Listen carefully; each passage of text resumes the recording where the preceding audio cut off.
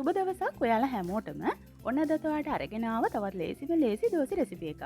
Chocolate රසයි කිරි රසයි දෙකම එකට කැටි වෙච්ච දෝසි එකක්. කාට කෝප්පයක් බොන ගමන් කන්න ඕන ඔයාලට හරිම ලේසියෙන් හදාගන්න පුළුවන් වරදින්න නැතුව. අතින් කඩන්න පුළුවන් විදිහට හරි පදමට මීට් එකට කොහොමද හදාගන්නේ කියලා බලමු එහෙනම්. මුලින්ම අපිට ඕන වෙනවා පාන් පිටි ග්‍රෑම් 250ක්. පාන් පිටි ටික මේ විදිහට බෙදලා තමයි අපි අරගන්න ඕන. ලිපේ ගින්දර අඩුවෙන් තියාගෙන කලවම් කරන ගමන් පිටි ටික බැද ගන්න හොඳ සුවඳට එනකල්. පාන් පිටි බැදෙද්දී තමයි මෙන්න මේ වගේ වටේට විසිවෙන්න ගන්න. ඉතින් බැදගත්ත පාන් පිටි ටික නිවෙන්න ඇරලා අපි පෙරහැරයකින් හලලා අරගන්න ඕන පිටි කැට නැති වෙන්න. ඊළඟට පොල් මෙෂරිට් කප් එකක් මම අරගත්තා. ග්‍රෑම් 150ක් වගේ තමයි මෙතන තියෙන්නේ. පොල් ටිකත් අපි කබලේ බැදලා තමයි අරගන්න ඕන. එතකොට දෝසි එක හැදුවට පස්සේ කල් තියාගන්න පුළුවන් මුඩු වෙන්නේ නැතුව. වැදගත් පොල් ටික කැමති නම් ඔයාලට ග්‍රයින්ඩ් කරලා ගන්නත් පුළුවන්. එහෙම නැත්නම් මේ විදිහටම දෝසි එක හදා ගන්නත් පුළුවන්. ග්‍රයින්ඩ් කරලා සිහින්ව පොල් ටික අරගත්තා නම් දෝසි එක ගොඩාක් මීට් එකට හදා ගන්න පුළුවන් ඔයාට.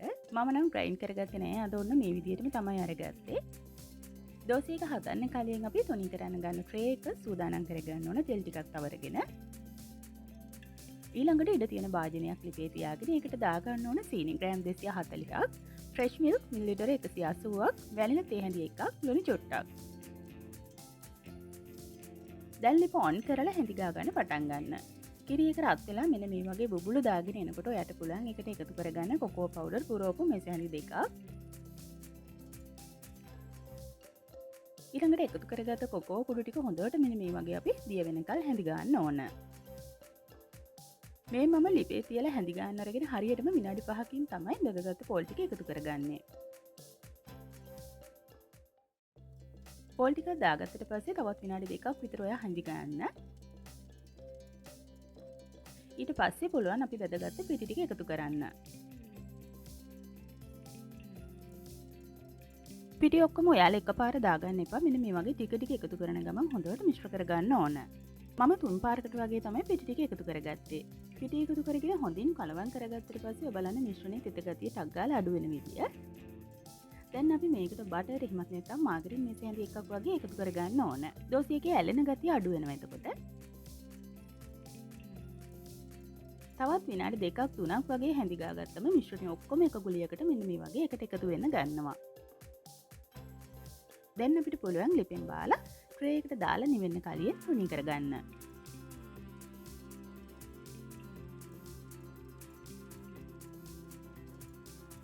තුනී කරගත්තට පස්සේ හොඳටම නිවෙන්න කලින් ඔයා කෑලි කපන්න අවශ්‍ය විදිහට ඉරියන්දලා තියාගන්න.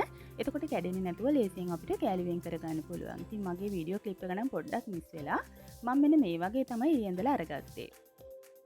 දැන් නම් හොඳට නිවිලා තියෙන්නේ. ඉතින් අපිට පුළුවන් ලේසියෙන්ම මෙන්න මේ වගේ කුට්ටිය පිටින් ගලවලා අරගෙන කෑලි වලට කඩා ගන්න.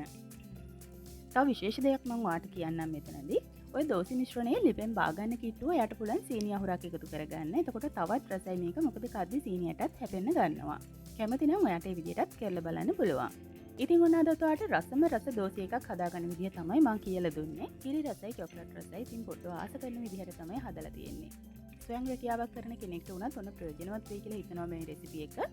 රෙසිපි එකට ලයික් එකක් කමෙන්ට් එකක් දීලා තවත් කෙනෙක්ට බලන්න ෂෙයා කරන්න කියලා ආදරෙන් මතක් කරනවා. ඉතින් එනම් තවත් දවසක අලුත්ම රෙසිපි එකක් අරගෙන එතකන් වීඩියෝ එක බැලුවට ඔයාලා හැමෝටම ගොඩාක් ස්තුතියි.